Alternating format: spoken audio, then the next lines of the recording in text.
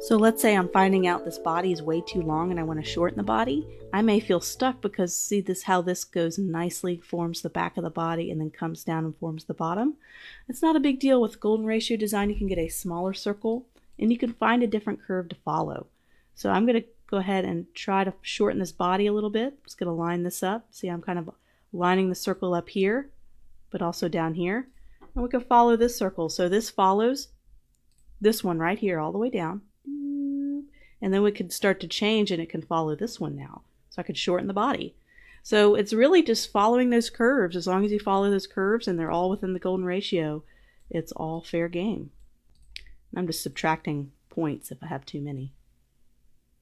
And I could even subtract this tail and do the tail at another time. That might make it a little bit easier. I could just add that tail in with the Shape Builder tool or the Pathfinder tool. Let me smooth all this out and get that. I love the curvature tool because it just helps me match the curves when I do this kind of work.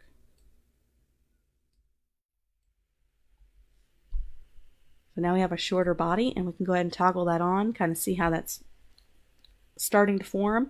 If we wanted to, let's go ahead and move this, make sure that's on the top. You could see that, how the rounded head.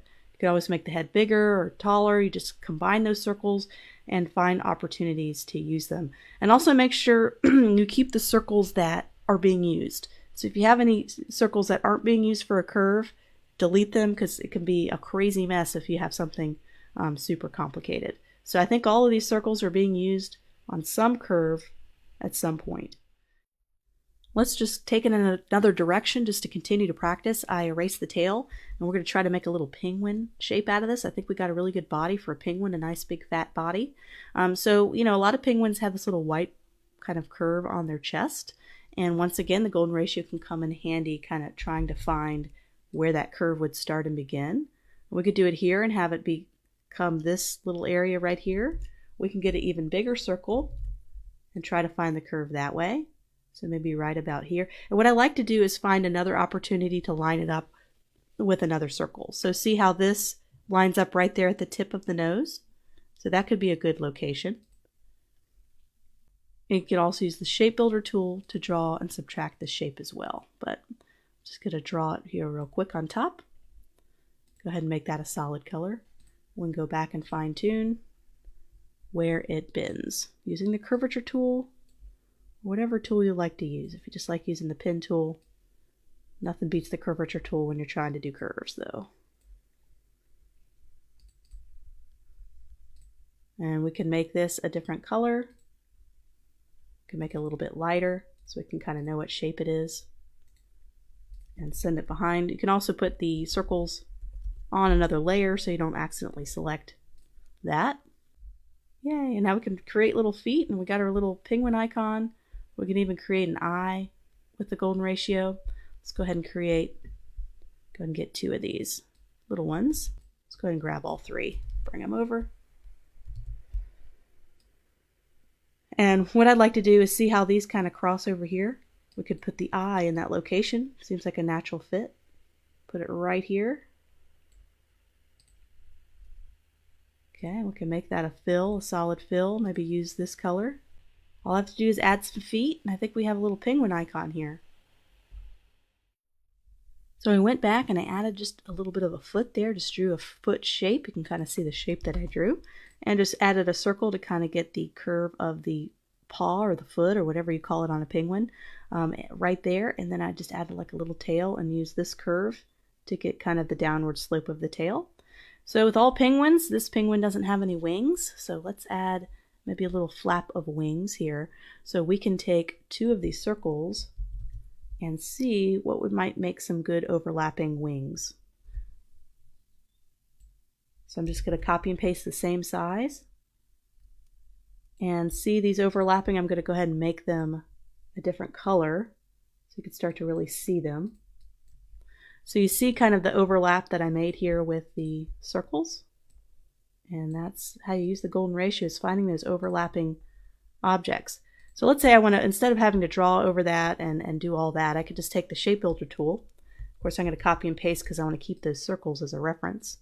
And I'm going to do a fill on that and then just subtract it. And now I have my wing.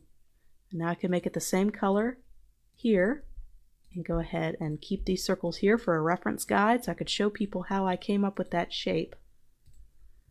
And what's really cool is now that I have this shape, I can find a way to maybe position it or angle it a little different so it matches up with the already existing circle. So you see this circle right around here. I'm going to see if I can't just bring it down just a little bit so it kind of overlaps and intersects.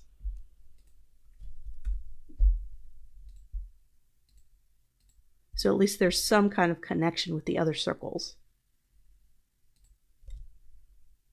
So this looks like a hot mess, but what we'll do is we'll go ahead, and you can always put these on different layers so you can toggle off your golden ratio circles and not affect the penguin. So let's see what we have here.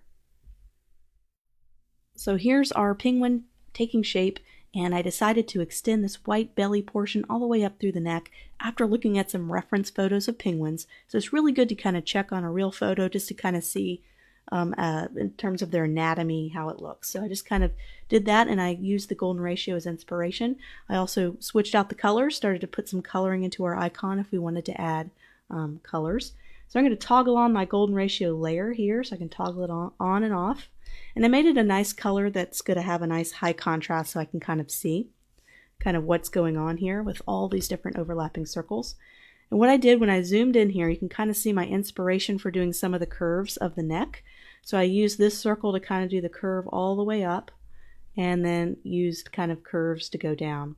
So just kind of using the golden ratio, already existing circles to create additional shapes. So there you have it. I also have a shadow here that I cast. That's just a little extra thing I did. And we did this in about 20 minutes or so. So not bad for a little icon in 20 minutes with a big help from the golden ratio. And so a lot of times I'm going to go ahead and lock this layer. Now I just have my golden ratio circles. And what I want to do is I want to select my circles, and you'll see this a lot done with golden ratio logos. As I'm in my stroke panel, and I'm going to click on dash line. So I'm going to click on dash line. It's going to make them all dashed. And we're going to make it a much tighter dash. So let's go ahead and make it a 2. And so you can kind of see, when you see the have the dashes, you can kind of make out the circles a lot easier. And I'm even going to adjust the color just a little bit.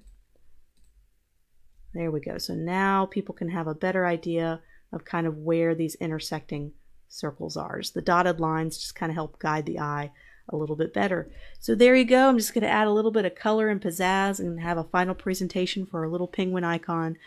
So that's kind of the basics of how the golden ratio works.